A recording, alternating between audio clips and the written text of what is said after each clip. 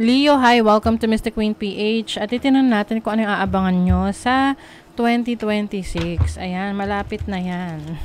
So, meron pa rin naman tayong full year na reading for 2026 sa bawat sign, no, para sa inyo. Abangan nyo yan sa November. November or December. Ayan. So, let's see. Anong energies? Anong aabangan mo sa year 2026, Leo? And if you're interested in private readings, meron tayong link sa description at sa pinned comment. Paka-check nyo yung information kung paano mag-book for a private reading dahil naka 50% discount tayo hanggang September 2026. Ayan. So, paalala lang, ang reading na to ay general reading. So, maaari kayong makarelate, maaring hindi. Just take what resonates.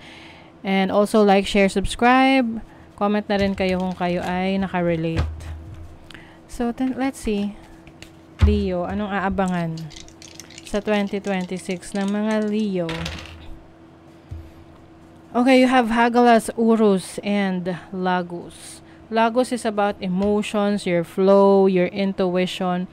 So, maaaring mas magiging spiritual kayo sa 2026. You will tap into your instinct, to your emotions. Mas aalagaan mo yung sarili mo. Mas i-recognize mo yung nararamdaman mo. Kasi minsan may tendency tayo na parang i-dismiss yung nararamdaman natin na, hindi yan, hindi totoo. Hindi ako malungkot. Hindi ako, namomroblema. Pero totoo, malungkot ka, 'di ba? So, kung malungkot ka, iiyak mo, or whatever feeling na kailangan mong i-process, you will process that, and you will also be sensitive rin sa nararamdaman ng ibang tao. Ayan. Lagos is also about your instinct, your intuition. So, maaring mas magiging malakas yung pakiramdam mo, no? Instinct mo, intuition. You have Urus. Urus is about strength, vitality, and power. So, pagpapalakas ng pangangatawan. So, yung iba sa inyo, mas magiging active kayo sa 2026. You will be,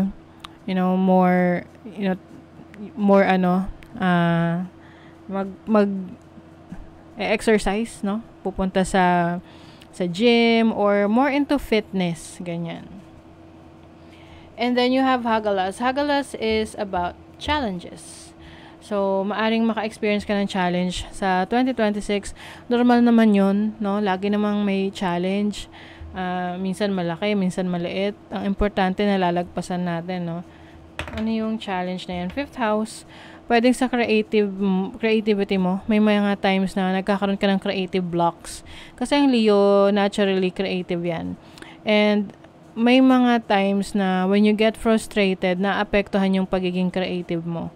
So, pwedeng yun. Lalo na kung may kinalaman yan sa relationship mo, sa dating. Pwedeng ang maging challenge mo is, ikaw seryoso ka sa relationship, but the person that you're connecting with ay naglalaro lang pala. 'Di ba? So, playful lang pala. Some of you, kung meron kayong anak, pwedeng ang isa sa maging challenge ninyo is yung situation ng anak ninyo or yung relationship nyo sa anak nyo. So, syempre, kung malaki na yung anak nyo, teenager, normal yun, nagkakaroon ng edgy face na tinatawag, no, na nag-iiba yung ugali nila. Oo. So, try to understand them and talk to them. Importante rin kasi yung communication. And of course, no, proper care sa inyong mga anak, ano yung needs nila, mas maging sensitive sa needs ng ibang tao. And also, wag mo rin wag mo ring i-deprive sa sarili mo. Attend to your needs as well. Syempre, kailangan unahin ang sarili para kaya mong mag-alaga rin ng ibang tao. Ayan. So, let's see ano pa, Leo.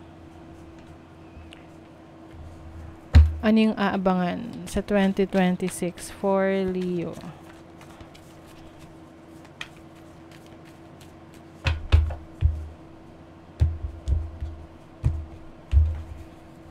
Overall energy, challenge, opportunity, blessing. Naku, Leo. Alam nyo, ewan ko maaring yung iba sa inyo, medyo naging challenging yung 2025. Okay? This 2026 for you is like a shake-up of challenges, like changes and challenges that will lead to change.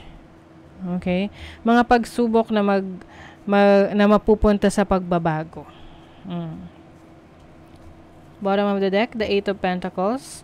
You are going to focus on mastering your craft, mastering your abilities. Maaring focus ka sa work, trabaho.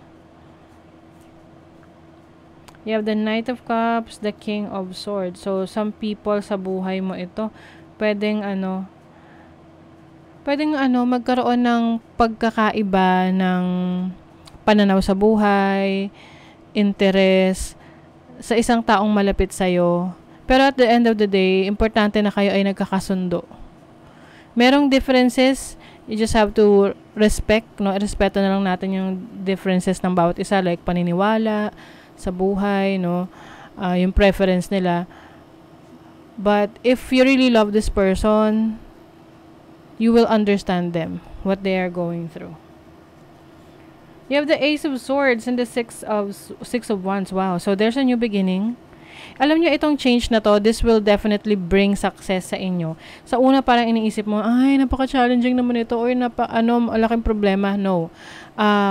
Hindi ka naman bibigyan ng challenge na hindi mo kaya. Meron ka kasing kailangan ng iwanan na sitwasyon, na kailangan mo maglakas ng loob to embrace that change. Yung iba kasi natatakot. This is your overall energy. Iniisip nyo na hindi nyo kaya. Maari kasing na-impluwensyahan kayo ng opinion ng ibang tao, and yun yung subconsciously na-absorb ninyo. But you have to believe in yourself na kaya nyo. Ito, the Wheel of Fortune. Something is shifting, something is changing. And this is also the energy ng karma. So, ano yung binibigay mo, ano yung ginagawa mo, ano yung iniisip mo, yun yung makukuha mo. So, you have to pay attention sa iniisip mo, ginagawa mo, minamanifest mo. Dahil yun yung ma-attract mo.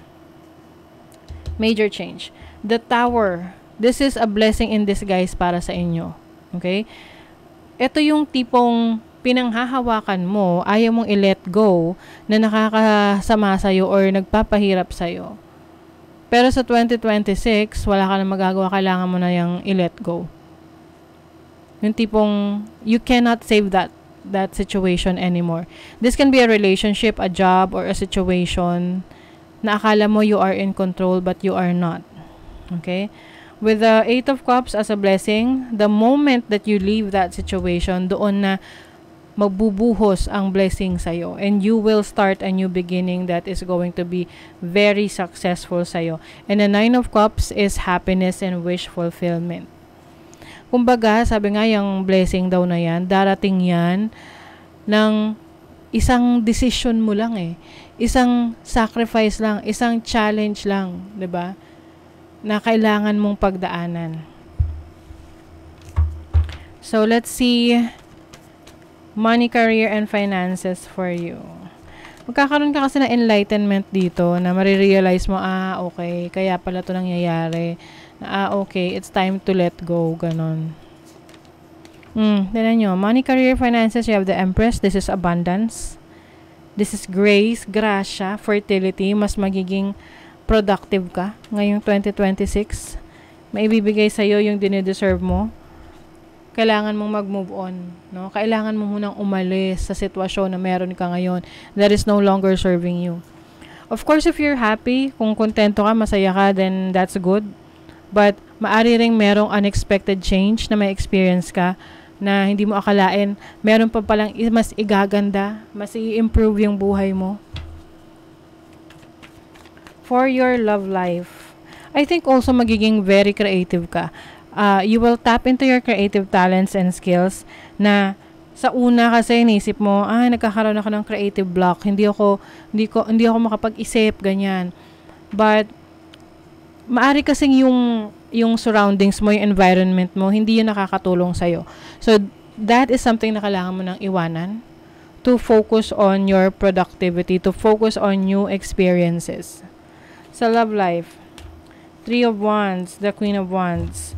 If you're single, I think mas mag-focus ka sa travel mo, exploration. Pwedeng with your friends, with your family, with your loved ones. You want to go on an adventure. Okay? Posible rin, meron ka kilalang person while you are traveling for a romantic connection, 'di ba?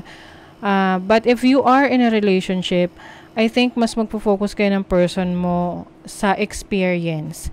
Like, going out with your partner, with your family, na mas nag-e-enjoy kayo through travel. Kasi sa totoo lang, sabi nila, kapag daw kayo nagta-travel, mas nakikilala mo yung kasama mo sa pagta-travel. Whether this is your loved ones, romantic partner, family members, or friends. Okay, let's see ano pa. 2026 for Leo. Merong discomfort. Kasi hinahanda ka para sa iyong tagumpay, para sa iyong focus. Kasi ang midheaven is, ito yung pinakamataas na pwede mong ma-reach, no? Sa buhay mo. You have Aries energy. Time to take action. Kasi yung iba sa inyo, maaring nakakaramdam na kayo ng discomfort, no? Parang hindi na kayo komportable, hindi na masaya. Pero pinipilit nyo pa rin.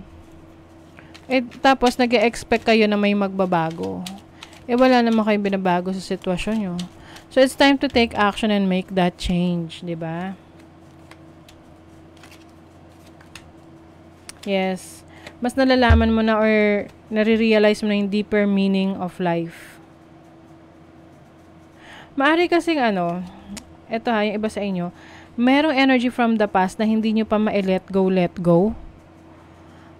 Tapos, ang magiging turning point ninyo is, na-realize nyo na hindi pala worth it na mag-hold on doon sa pinanghahawakan nyo.